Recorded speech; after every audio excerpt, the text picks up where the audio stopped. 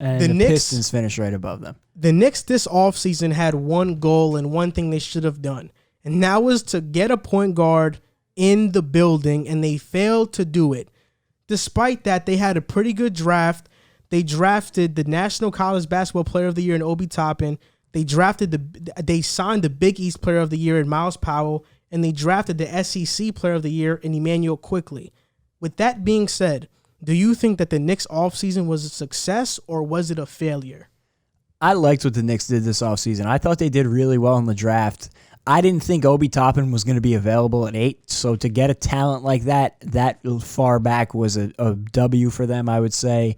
And the biggest concern with Obi Toppin, like we've talked about, is his defense. So bringing him into a Tom Thibodeau system is a perfect fit. You saw Leon Rose working his connections already, bringing in a Kentucky guard and Emmanuel Quickley, who I've mentioned. I'm high on Kentucky guards. They've been very successful over the past decade or so in the league. So maybe he's the guy. Maybe it's Tyrese Maxey with the Sixers. Maybe it's both of them, or maybe it's neither of them. But I like Kentucky guards, so I thought that was a good pickup. And Miles Powell, I thought was an underrated guy who flew under the radar of a lot of teams. But he can come in and automatically give you some scoring output off the bench, which is something the Knicks have lacked the past few years at the guard position. And one of the most important things I think they did all season, I'll say 2 things. One, they weren't reckless with their money. They didn't go out and get a bad contract just for a name. Russell Westbrook is the name that comes to mind. They didn't overpay to go out and get Russell Westbrook. I thought it would have been a mistake to give Gordon Hayward the contract that the Hornets gave him, and they were in discussions with him. So they didn't reach for a guy that they didn't need and they weren't ready for yet. I don't think they're ready for a big contract like that, especially for guys of that caliber, trending down, not going to take you very far. And also, they shed a lot of money. Contracts that I thought weren't great, and so now they have cap space. They also got off a lot of the older guys on the team, so now the young men are going to have a chance to grow and develop in their roles.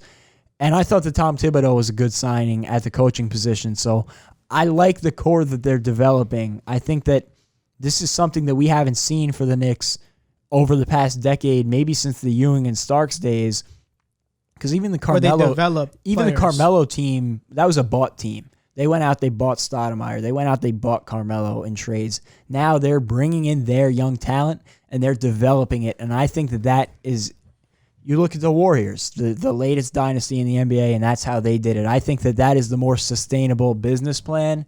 And then obviously from there, Not really. The Lakers built their team.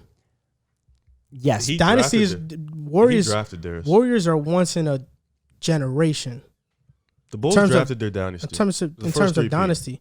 Yeah, I guess so, but I'm saying a lot of teams that win championships buy their way. I think that this is a good way to start because I feel like the Knicks were trying to base too much off of going out and getting a superstar without putting anything into it. Now they've put in the groundwork for the core. And this is something that's going to lure a big-time free agent. This is what's going to attract a Giannis to New York. You bring that talent in, and it'll make it attract. Because I know you're going to dispute what I'm going to say. I'm not. I know, because you just said that. So then let me go. Let me go. No, let me go. All right, you could go. You go. No, I'm actually, me and Joel, we used to go back and forth on Twitter all the time about the Bulls and the Knicks, and I'm one of the few that, but I was watching Joel argue with a few guys on Twitter the other day, and I feel like they were wrong. Like, I like the moves the Knicks have been making this offseason. They brought in Tom Thibodeau, an A-plus defensive coach. He does play his guys a lot of minutes, I know, but he's an A-plus defensive coach, a guy who can get it done. He has success in the NBA. Now, he hasn't won he was an assistant coach for Boston when they won a chip. And the Bulls, they made the ECF. They won teams, grit, grind, all that good stuff. They brought in a new player development. They brought in a new player development coach. They brought in guys who are ready to work. You got a whole new everything. You got R.J. Barrett, Mitch Robinson. You got Emmanuel Quickley. Like he said, guards at Kentucky, they know how to play. They come in day one. They know what to play. Obi Toppin, I'm not so high, but he's NBA ready. Like, he's ready to play from day one. You didn't do what you did last year. You paid Julius Randle just because. Dumb move. You didn't do that this year. You go ahead and guys on 1-year deals, guys who are rentals, guys that are just going to come in. They did the same thing this offseason. Nerlens Noel, Alec Burks, they're all 1-year rentals. They're rentals. I'm saying last year you paid Julius Randle. 2 years. Yeah, you were just throwing money. I also think that Nah, really. I The also- only guy we paid was Julius Randle. Paid Bobby Portis $18 million. 1 year though. Yeah, but 18. It's a mil. 1 year But contract. 18 But mil. it's a 1 year But come contract. on, bro. What did you pay I him think 18 that mil? I think that Nerlens Noel and Alec Burks were much more wise decisions than guys like paying a guy Reggie 6 Bullock and mil. Taj Gibson. The positives about the New York Knicks offseason is that they drafted well. I think, For the first time in a while. we don't know how they're going to turn out, but from what I think they drafted pretty well. They didn't go out and spend money stupidly, which is a good sign. I mean, they should have never. Oh my God, if they got Gordon Hayward, I would have went insane. And if they would have got Bogdan, And Westbrook. you know what's ridiculous to me? What's ridiculous to me is that people love to bash the Knicks about how they didn't make moves this offseason. But if we would have paid Bogdanovich $18 million for 3 years, people nothing. would have been clowning the Knicks right now. Anybody who's telling you the Knicks were wrong to not go out and make those moves, they don't know what they're talking about. Because the Knicks aren't there yet. Yeah, for certain. But I'll say this: along with the positives comes negatives, and there's some negatives in this offseason that Like what? they can still overwrite if they sign a guy. We don't have a point guard. And when you talk about the Knicks last year and the Knicks this year, did they get better? I mean, last year's starting lineup, this was the lineup that had the highest win percentage. And they only played 8 games. The Knicks had 20 different starting lineups. This lineup played 8 games. Elfrid Payton, I know it. R.J. Barrett, Mo Harkless, Julius Randle, and Taj Gibson. Elfrid Payton and Barrett are probably going to start again. Julius Randle, are we sure Obi Toppin on day 1 is going to start over Randle? I'm not sure about that. You should. You should. But, Maybe he should, but is he? I'm not sure about that. So let's just say Randle starts. Now, Gibson, you slot is he a in. free agent? He is. But now you slot in Mitch, which is an upgrade, but Mitch gets into foul trouble, which is why he came off the bench in the first place. But let's just say you start Mitch. Now, who's your 3? Or Alec Burks? He's okay. He averaged 18 last year, shot pretty good from 3. But is that a major upgrade over Mo Harkless? Slightly. Like, I don't think it's too much of an upgrade. He's a minus defender. Mo Harkless is a better defender. So you're basically going out there this season with the same damn lineup. And I don't think I've ever seen this problem happen with any other team before, where we have too many bad players. Who are they going to give minutes to? That's what I'm thinking, because if our starting lineup is Barrett, Payton, Burks, Randle, and Mitch, Obi Toppin off the bench, good. Miles Powell. Nerlens Noel is a lock to come off the bench. Austin Rivers is a lock to get minutes. Then who gets those minutes? Ntilikina, Bullock, Knox, Quickly, Powell. I totally forgot about Kevin Knox. I didn't. He sucks. That's what I'm saying. Yeah, I'm not gonna forget about him. Outside of Obi, Noel, and Rivers, who are you giving minutes to? Because all these guys are like the same type of player. Are you gonna emphasize developing Kevin Knox and Frank Ntilikina and forget about Miles Powell and Emmanuel Quickly? Or are you gonna be like, Kevin Knox is not that good, we're not gonna give him minutes? Like, they have too many guys that they don't have enough minutes to develop the young guys, and that's a problem. And my dream scenario starting lineup this season, one, I hope the Knicks go out and sign a point guard. Reggie Jackson is still out there. They should sign Reggie Jackson. You think because so? He's a starting caliber point guard in the NBA. They should have never signed Elfrid Payton. They should have signed Reggie Jackson. I would have been fine with Reggie Jackson. I wanted Jeff Teague. I would have been fine with Reggie, but based on this roster, this is the starting lineup that should be out there because of spacing, and just spacing. Austin Rivers, Alec Burks, R.J. Barrett, Obi Toppin, and Mitchell Robinson. That should be the day 1 starting lineup. Don't start Elfrid Payton. Start Austin Rivers at the point. I agree with you there, and I think that we can revisit this come the season and we see how Tom Thibodeau handles it. But one thing that I will say is, although it might not look on paper as though the roster improved, it's more of a cleansing, for lack of a better word. And I watched it with the Nets where, the season before D'Angelo Russell really exploded and they became a playoff team, it didn't seem like the Nets were doing anything. But quietly, they were making the right moves, bringing in Joe Harris, bringing in D'Angelo Russell. Although they seemed like nothing moves, they were guys they knew they could develop, And although they went under the radar, you see what they eventually became and what they built. It was building that core, building that, what's the word I'm looking for? Culture. They built a culture. And although then they quickly abandoned that culture to go out and get KD and Kyrie, building a culture is not normally, unless you're the Spurs or even maybe the Warriors, it's not something you build and keep growing over years. It's something you build and then you use that as your platform to go get talent. And I think that's what the Knicks are doing right now. I'll say this. This season, the Knicks season heavily relies on R.J. Barrett's development, but also, I was talking about this to my cousin.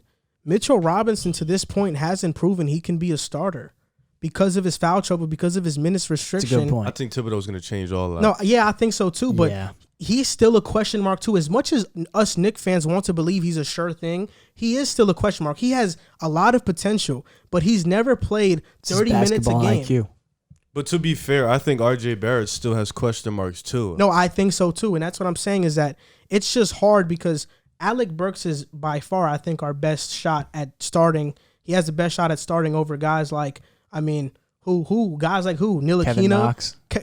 Stop. Reggie Bullock. Please. Reggie Bullock, Kevin Knox. Like, he's a surefire thing to start. He's terrible. And it's just the Knicks are in a weird situation. I don't think they got maybe a little slightly better from last season, but this is still a flawed roster. I think what people fail to forget is a very flawed when roster. Mitch got drafted, he didn't play college ball. Like he didn't play any ball. He was just practicing and getting ready for the NBA. Forgot. Dennis Smith Jr. is still here with us too. Oh, he's not playing. I think we have Omari Spellman too. He came. Oh my God, a lot of young guys. I like that move for you though. Omari Spellman. Where is he going to get minutes over our guys that need to get minutes to develop? Like, it's just the Knicks. It's weird right now. I think Emmanuel quickly needs to get minutes. There are a couple people that I agree. There are a couple people that I think the Knicks need to get off the roster. And Julius Randle is one of them for sure. But there are a couple guys that I think are blocking. I don't want to give up Julius Randle, and I know it's an unpopular opinion amongst Knicks fans, because I think Julius Randle, if he comes off the bench for Obi Toppin, Julius Randle can be one of the better six men in the NBA. Yeah. He'll average 16 to 18 off the bench, 8 rebounds, and he'll be efficient. The question's not talent. He's got the talent. My biggest problem with him is, one, I don't think he would be willing to accept the bench role. Two, I think he would. He's what else is he gonna do? By all accounts, not a hard worker, not a good locker room guy, and that's not what you need when you're building that culture. But I don't. My thing with Randle is just his shot taking. I think his IQ. I don't know about the leader and hard working. I don't know him personally. But his shot I'm just saying based on what I've heard, like that's not a guy that you want around your young guys. That's not good. It just doesn't. Proper that way. I mean, they're horrible. But you can though. It's not about leading them to victories. Remember, Randall's a young guy too. He's only like 25, 26. He's still a young guy in a sense too. And with me, Randle is just his shot taking. For them, he's a veteran though. For them, he's a veteran. I think last year the veteran was more Taj Gibson. But now Portis. Now that's the role that he has to come into and fill. And I don't think he can do that. I hope he proves me wrong. But I don't think he's shown anything that he can do. I hate to answer the question so late, but was the Knicks offseason a success or a failure? I think it's in between for you. I think draft-wise, it was a success. Free agency-wise, because we didn't sign any big-time free agents, I guess I'll say success too. But overall, I'm in between on it because we didn't get a point guard, which is what we needed. I think, to be fair, there wasn't nobody worth throwing out that money for this year. I agree with Rich. Yeah, but I think we should have just got a Jeff Teague or something. I think that would have been a fine I think move. The knock on Elfrid Payton, you guys are going a little crazy. He shot 20% from 3. No, he's a horrible 3, but you said you want a point guard. He is a very good point guard. No, I wouldn't say very good. He's a very good playmaker. He's an okay playmaker. What I'd say is that we need a point guard that can space the floor as well. This guy, he'll get left open from Canada. Nobody's gonna. You would rather start Austin Rivers? Like that's your next best thing. Rivers. Austin Rivers is the next best thing. Who really? else? Who are you gonna start? A guy who's been a backup for a very long time. You would start him. He averaged 15 when he got 30 minutes a game. That was a long time ago. No, that was like 2-3 seasons ago. To answer the question, I'm going to tentatively say yes. Based on the I saw that. I'm so serious. On the basis, no such thing as tanking no more. Yeah, you can't. On the basis you guys are terrible. that I'm trusting your new player development staff to get the young talent that you've brought in. So now you're banking on Obi Toppin, R.J. Barrett, Mitchell Robinson, maybe even Emmanuel Quickly, Miles Powell. Yeah, maybe even if you're going to go crazy, Frank Ntilikina and Kevin Knox to improve at least a little bit. I like this season. Frank Ntilikina. I want them to give him minutes. Kevin Knox Defensively, I like him. Yeah, I think he's limited offensively. He's a backup. But this is the thing: is that Emmanuel Quickly, is he a point guard, a shooting guard? It's like a very combo. He's not much of a playmaker. He can space the floor. Because Kentucky played 3 guards. He was when he needed to be. But he's more of a scoring guard. I see him more a point guard than shooting guard personally. I see him small. Like he's a combo. But that's the thing. They need to give guys like Quickly minutes. And 100%. He's like a Fred VanVleet. And it really just depends because Miles Powell, like we talk about him, but it's still a question mark. He has to go into their training camp and literally show out. Yeah, and they're gonna see. So I'll tentatively say yes, but I might amend that answer when we see Tom Thibodeau's rotations and how they play this out, and if the players develop. Because right now I'm trusting that new development staff that you guys brought in. But I do agree with both of you. The Knicks didn't go out and spend stupidly, so that's a success. Kudos to them for that. They'll be, bro. You guys will be good, bro. Because we need basketball in the Big Apple, and it's terrible that you guys are just wasting. Even as a Net fan, there's nothing better than when the Knicks are good. Because when the Knicks are good, New York is shining and it's happy. It's one of the greatest cities in the world. I have no hatred for the Knicks. I want that rivalry because when you guys were good, the Nets were bad. Downtown is very quiet. Think about that one year that the Nets and Knicks overlapped when you guys had Jason Kidd and Carmelo, and the Nets had D. Will and Joe Johnson. You guys were like weak. They were 2 of the better teams in the Eastern Conference. The Knicks, the Knicks were a top seed in the Eastern Conference. They were.